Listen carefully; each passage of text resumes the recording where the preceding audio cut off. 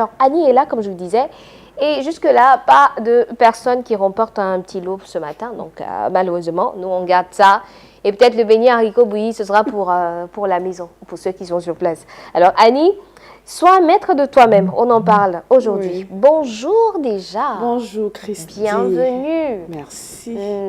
Alors, sois maître de toi-même. Voilà, c'est le sujet de ce jour. Oui, sois maître de toi-même. Bonjour, chers amis téléspectateurs. Heureuse de vous retrouver encore ce matin. Et sois maître de toi-même. Pourquoi ce thème? Voilà. Justement, c'est ce que je m'apprêtais à dire, mais j'hésitais encore. Mais surtout, j'avais envie de te poser la question de savoir, est-ce que ce thème-là est un peu différent de connais-toi? Je sais pas, ou alors...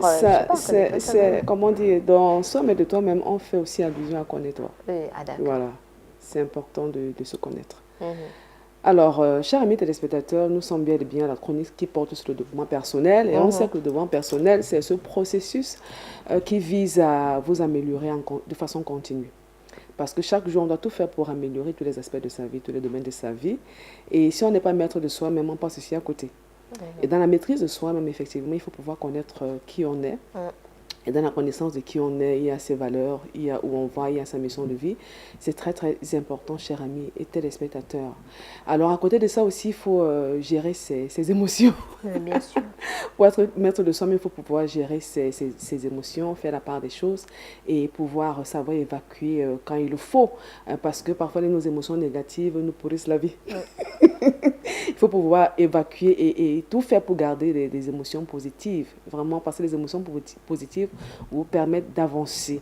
Or, les émotions négatives bouffent en énergie. Il faut aussi, comment dire, assumer ses choix, être responsable de soi-même. Assumer ses choix et, comment dire, pouvoir faire la part des choses et pouvoir fixer des limites. Assumer, être responsable de sa vie, assumer ses choix. Alors, comment être maître de soi-même? En quelques étapes dont je vais nous dire, pour être maître de soi-même, il faut pouvoir savoir exactement où on va. C'est très important. Il faut savoir où on va. Et parce qu'on sait où on va, il faut une auto-évaluation permanente. Auto-évaluation de ses forces et de ses limites. Parce qu'en faisant une auto-évaluation, ça vous donne de pouvoir, comment dire, savoir exactement où vous allez, ce que vous voulez faire.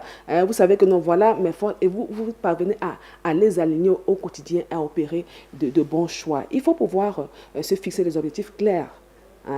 Quand tu as des objectifs clairs, précis, ça te permet de prendre des décisions idoines, des décisions qui vont avec. Ça te permet de savoir dire non quand il le faut. Pourquoi? Parce que tu sais où tu vas. Et quand tu as donc fixé tes objectifs, il faut pouvoir mettre en place un plan d'action. Il faut passer limiter à seulement mettre un plan d'action. Il faut la mise en œuvre. Il faut passer à l'action. Bien sûr. C'est bon d'arrêter un plan, un chronogramme, mais le plus important, c'est de passer à l'action. Et quand tu passes à l'action, tu concrétises, tu accomplis des choses. Et après cela, il faut pouvoir évaluer tout ce que tu as eu à faire. Est-ce que réellement, ce que j'ai réalisé s'aligne avec ce que j'avais arrêté en amont? Donc, c'est important. Et parce que donc, tu es maître de toi-même, il y a des avantages à cela, être maître de soi-même. Les avantages sont légion.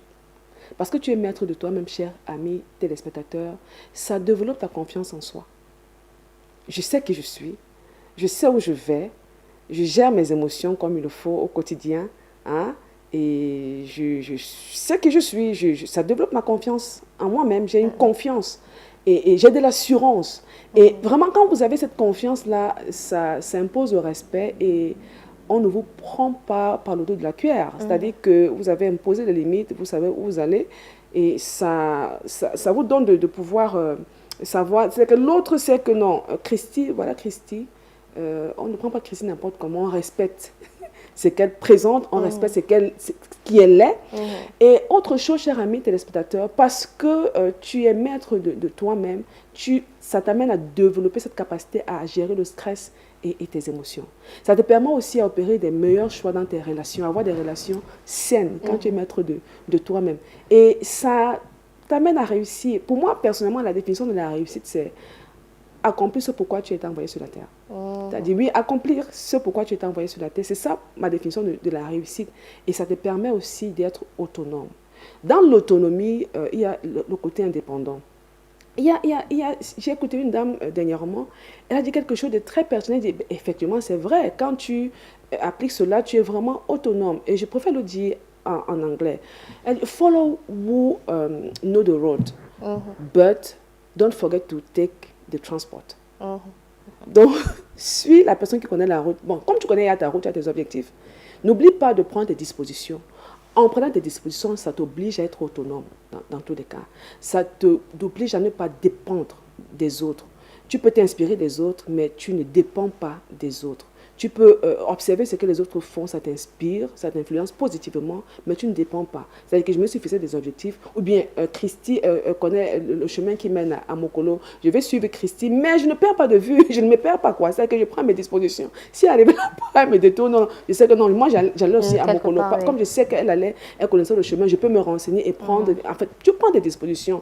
Don't follow the person who know the road, but don't forget to take the transport, donc l'autonomie. Donc voilà les avantages, chers amis téléspectateurs, à être maître de soi-même, confiance en soi, gestion du stress, bonne relation, le choix dans les relations, tu opères de meilleurs choix dans les relations, tu as des relations saines, et puis ça tu réussis et tu es autonome. Tu es autonome, cher ami téléspectateur. Développe cette capacité à gérer tes émotions et ainsi vraiment tu verras à terme que tu auras atteint tes objectifs et tu auras vraiment accompli ta mission de vie. Je vous donne rendez-vous vendredi pour un autre thème aussi intéressant. Thank you very much. You're welcome. J'aime surtout cette phrase-là. Follow the person who knows the road, but don't forget to take the transport. To take the transport. Ah, ça, c'est fort quand même. Hein. Et surtout, la langue anglaise a ceci de particulier qu'elle sait transmettre les émotions ou bien... Je ne sais pas comment le dire, mais je suis sûre que vous comprenez. Follow the road, but don't forget to take the transport. Voilà. Allez, merci beaucoup, Annie. C'est moi, Christine. On se dit à vendredi, si Dieu nous le permet. On croit qu'il nous accompagnera le long de cette journée, qu'on te souhaite un magnifique aussi. Pareil.